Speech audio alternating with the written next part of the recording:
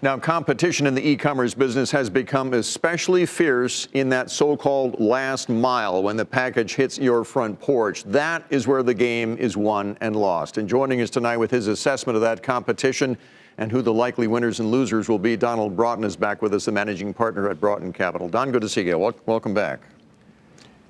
Always good to see you. And I would add to that retailers like Target and Walmart, who now have their own customers coming to pick up the items at the store after they've ordered online. They cover the last mile as well. I mean, that really is where the competition is right now, isn't it? Oh, it's across the board. And yeah, it used to be that the last mile was in your back seat or your trunk. So it's in some ways a return to that. Who are the winners likely to be? Now, Amazon clearly is the one that's sparking this competition with all the money that they're spending right now. But, you know, there are others that have played this game very well as well. What do you think? Well, Amazon's certainly grabbing the headline right now. But I think it's important that we take a step back and look at what the chess game that's being played here. Don't overlook the fact that FedEx dropped Amazon as a customer. Right. I guess Jeff Bezos didn't get the memo that he'd been broken up with, and so we had petty announcements today that third-party vendors are prohibited from using FedEx. Well, hey, here's a newsflash: they broke up with you. They don't want to do business with you.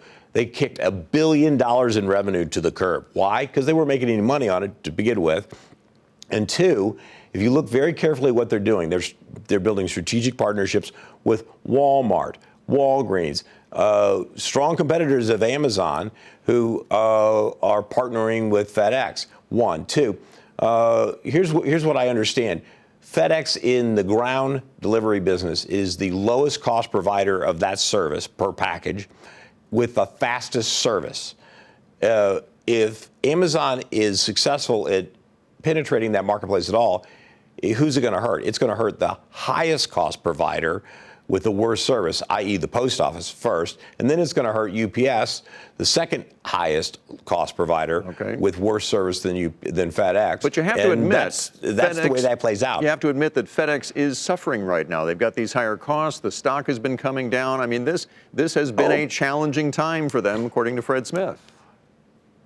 Oh, absolutely. Well, without a doubt, Bill, you're absolutely right. But the inability to produce financial returns in the last 4 quarters for FedEx has been driven by severe declines in air freight volumes in Asia, Europe. We're now seeing, on a year-over-year basis, we're seeing negative on top of negative volumes in those marketplaces, which are a direct result of the trade tariffs and the ongoing trade war. That's just destroying prosperity and economy after economy after economy.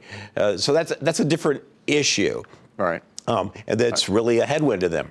Very good. Donald Broughton with Broughton Capital Management. Again, thanks for joining us tonight, Don. Always a pleasure, Bill. You bet.